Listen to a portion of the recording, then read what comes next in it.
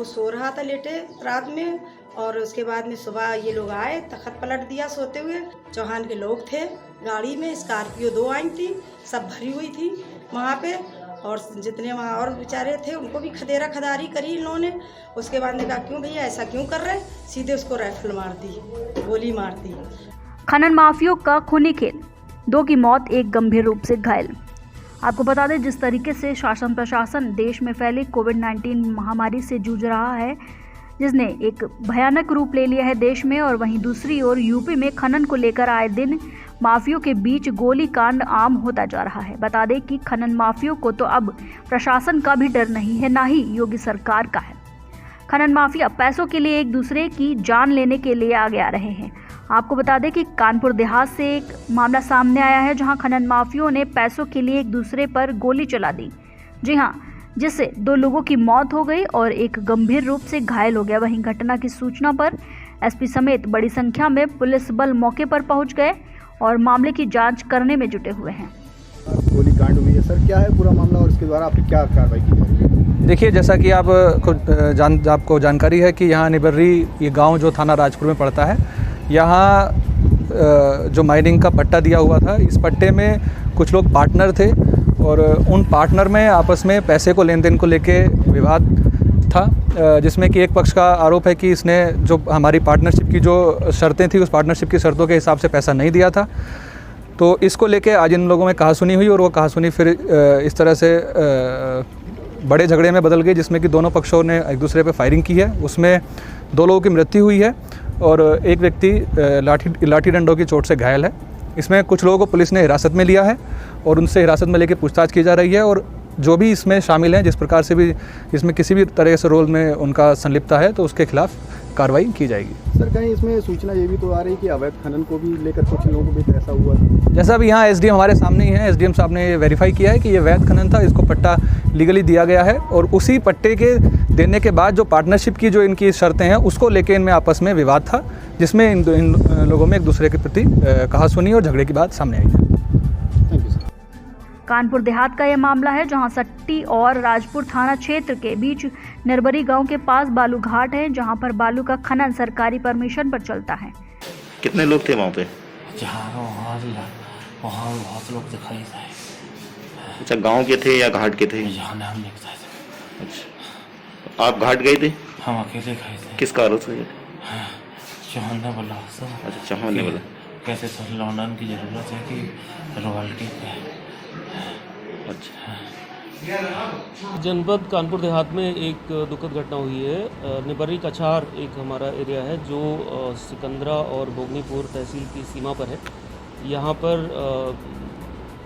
घाट है और इसमें जो बालू का पट्टा है वो ई ऑक्शन के माध्यम से किया गया था, और वो पट्टा जो बसंत चतुर्वेदी नाम के एक व्यक्ति हैं, जिनकी पार्ट कंस्ट्रक्शन एंड सप्लायर एक कंपनी है उनकी, तो ई ऑक्शन के बाद ये पट्टा उनको स्वीकृत हुआ था। पट्टा स्वीकृति के उपरांत उनके द्वारा इसमें अपने कुछ पार्टनर्स के साथ खनन सक्रिय जो क्रिया है वो संचालित की जा रही थी। इनके जो पार्टनर्स हैं उनमें कुछ नाम जो प्रकाश में आए हैं, उसमें एक नूरुल हसन उर्फ सैदा हैं, एक मनोज चौहान है और एक गुलरेज अहमद करके हैं।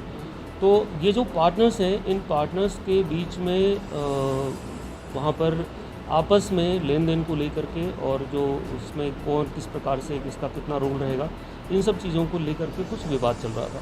तो आज सुबह जब वहाँ पर ये खनन संक्रिया संचालित हो रही थी, तो इनके बीच में आपस में हीटेड डिस्कशंस हुए और आर्गुमेंट्स हुए, और उसके बाद आप दोनों लोगों ने एक दूसरे के ऊपर गोली चलाई। उस गोलीबारी में 2 व्यक्तियों की, एक ज्ञानेंद्र चौहान और एक गुलरेज अहमद, उनकी दुखद मृत्यु हुई है। और ये जो भी खनन का क्षेत्र है, ये पूरी तरीके से जियो कोऑर्डिनेट्स के द्वारा, स्थल के द्वारा, डाटा संख्या के द्वारा ये चिन्हित और परिभाषित है, और वहाँ पर जो भी खनन कार्य हो रहा था वो लीगल तरीके से हो रहा था, किसी प्रकार का कोई अवैध खनन नहीं हो रहा था। इनका आपसी विवाद था, जिसके कारण ये घटना हुई। घटना होने के बाद वहाँ पर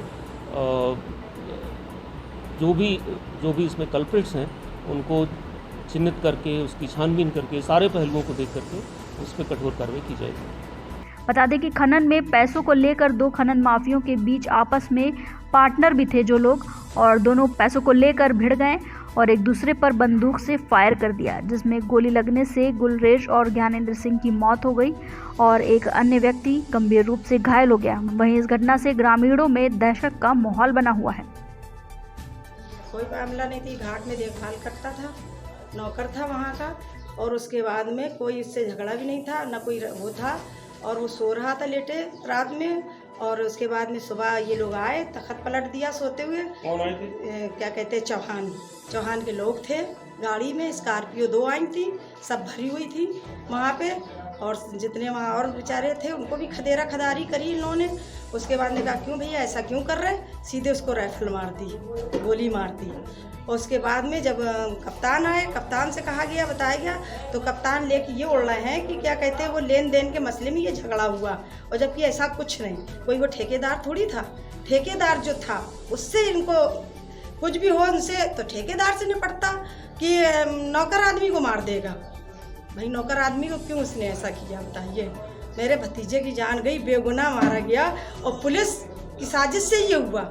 और उसके बाद में वहाँ पुलिस की 100 नंबर 2 गाड़ियाँ खड़ी रहीं, वहाँ से स्कॉर्पियो मार के निकल रही, पुलिस कुछ नहीं कर रही है। तो पुलिस को कुछ ना कुछ तो करना चाहिए था, पीछा करना चाहिए था। तो इसका मतलब पुलिस मिली हुई है, इसलिए मिल के ऐसी साजिश से मेरे भतीजे के ऊपर गोली मारी गई है। किस थाने का मामला है? सट्टी थाने का। अच्छा, ये गोलीकांड जो हुआ है, ये जो हमलावर आए थे, ये आप घर में आए थे क्या? घर में क्या, सीधे वहीं गए थे घाट पे गए थे।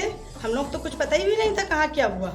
उसके बाद जैसी गोली उली लग गई, उसके बाद वहाँ के सब बताया सबने कि ऐसे ऐसे मारा गया, ऐसा ये हुआ। वहाँ पे हमारे भतीजे भी थे और भी मेरे भतीजे मौजूद थे। अच्छा, क्या आपको जानकारी है कि हमलावर कितने लोग थे? 2 स्कॉर्पियो भरी थी, दोनों स्कॉर्पियो वारदात करके ये वहाँ से तेजी भागे। वहाँ से पुलिस की 100 नंबर गाड़ी भी खड़ी हुई थी, पुलिस ने कुछ भी नहीं किया। मतलब ये साजिश से काम हुआ, पुलिस की साजिश से काम हुआ। और पुलिस कह रही है इस चीज़ को कि क्या कहते हैं वो चौहान भी मर गया, तो चौहान को दिखाए ना कि कहाँ पे मर गया। और चौहान ने क्रॉस केस करने के लिए अपने ड्राइवर के गोली मार दी। जब वो बच्चे को वहीं मार दिया गया तो वो बच्चे ने गोली कब मार दी उसको, ये तो बताए पुलिस, साबित करे पुलिस इस चीज़ को कि कैसे मारा पुलिस। मतलब चौहान जो खत्म हुए हैं उसके ऊपर आपके जो गुलरेज हैं आरोप लग रहा है इन्होंने गोली मार दी। हाँ, जबकि पहले उसी की गोली मार दी गई, तो वो कहाँ से गोली मार देगा। पहले गोली उसी की मारी गई, वो मरी गया, जब यहाँ से लाद के गए उसी टाइम वो खत्म हो गया। मतलब आपका कहना है कि पुलिस का कहना है कि गुलरेज ने गोली मार दी चौहान को? हाँ, चौहान को मार दी, चौहान मर गया। और चौहान ने खुद अपने ड्राइवर के गोली मारी, ड्राइवर को चौहान ने खुद गोली मारी। चौहान इसलिए वो ड्राइवर उसका मर गया क्रॉस केस करने के लिए। जब पहले गोली पड़ गई तो वो कहाँ से गोली मारे, जब कोई कुछ था ही नहीं उसके पास गोली मारने के लिए, कहाँ से गोली मारेगा। वो तो सो रहा था लेटे। मृतक गुलरेज के परिवारजनों का पुलिस पर है आरोप। उन्होंने कहा कि 2 स्कॉर्पियो सवार लोग आए और उन लोगों ने गुलरेज को मारना शुरू कर दिया, उसके बाद गोली मार दी। पुलिस की गाड़ी मौके पर थी पर उन लोगों ने स्कॉर्पियो को नहीं रोका।